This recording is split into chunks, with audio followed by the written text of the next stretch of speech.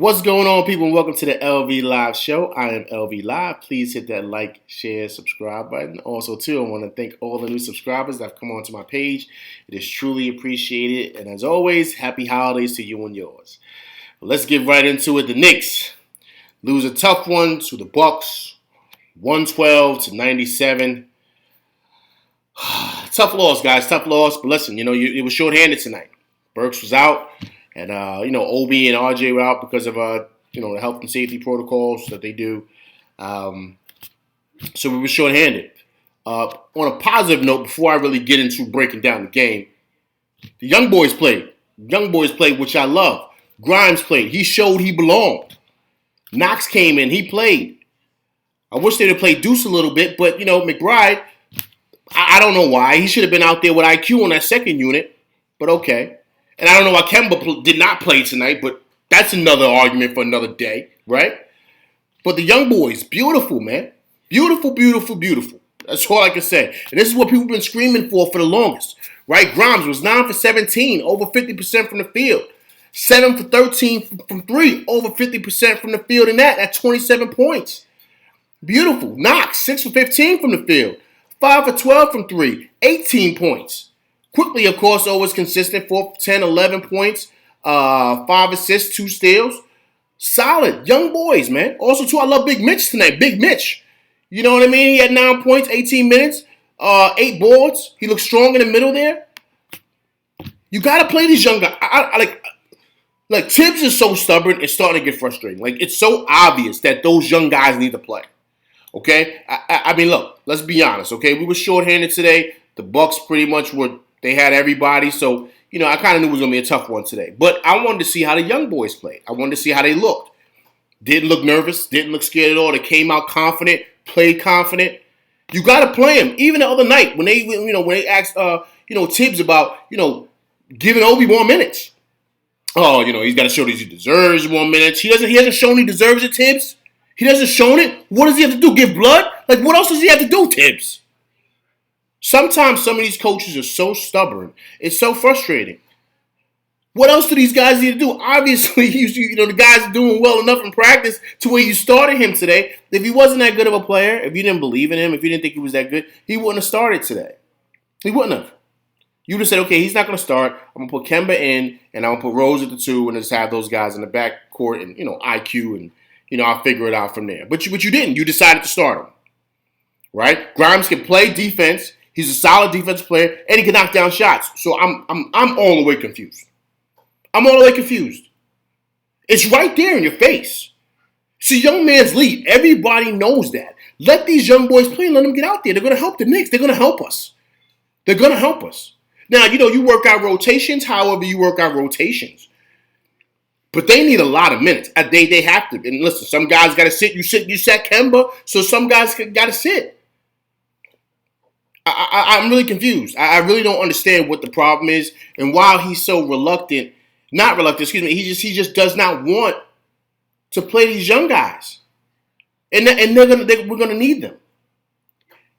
I mean, the Bucks were the Bucks tonight. I mean, this is what we know, guys. I mean, come on. I mean, they're defending champs. They were plus everywhere. I mean, the Greek Freak had 20. Middleton was schooling everybody tonight. He had 24. Portis looked like Scottie Pippen. No, I'm joking. Portis was solid. He had 19. Drew Holiday, solid pro altogether, 13. And, Grayson Allen had 12.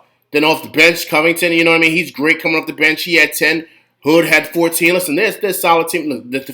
Listen, they're defending champs for a reason. When they get back, Brook Lopez, hopefully he comes back. I believe he has an injury. I don't know if he's going to be back this year. I'm not sure. But when he comes back, they're going to be even more better. They're going to be ready to go. So their team is perfectly constructed to make the run again, right? So I'm not surprised that, we couldn't pull it out today and we were struggling, But listen, man, I love the way that, honestly, he got a chance to play these young guys because that's what we're going to need. But once again, in regards to the game, you can't start up the game being down by 10 in the first quarter. You're already behind the 8 ball, especially to a team like that. You're already behind the 8 ball. You can't have that happen. And after that, the Knicks play solid, man. It's like they wake up finally. I don't know if it's Sunday, they're sleeping in. Some guys might have went to church. I don't know. I don't know what's going on. But listen, after that, they were solid.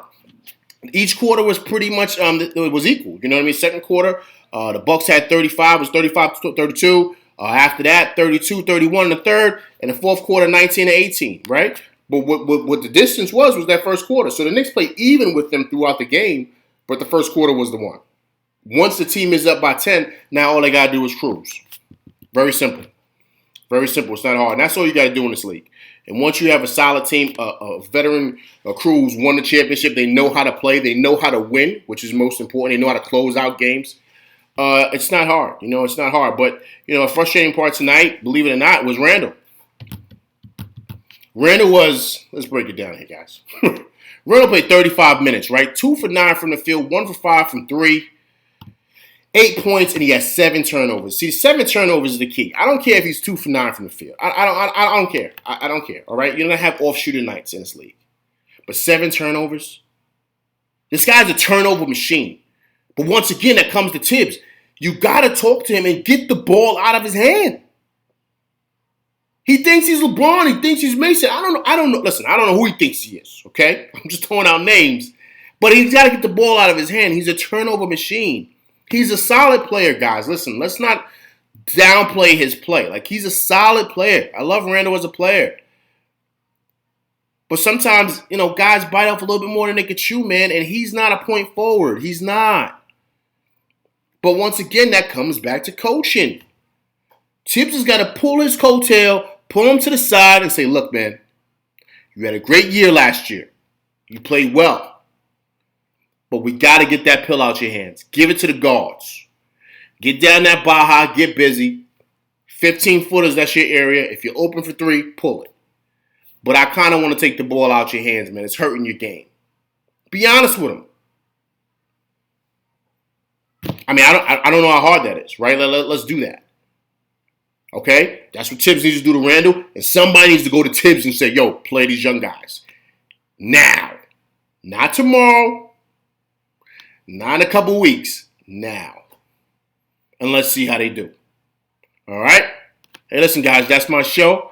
Hope you guys like it as always. Listen, happy Sunday. Happy Sunday to you and yours. Please hit that like, share, subscribe button. Hit that like button. Hit that like button, people. And also, too, I love the comments you guys have been leaving. It's truly appreciated. But let's keep it going, all right? Let's keep it G-rated as always. All right? This is LV Live, and I'm out. Peace.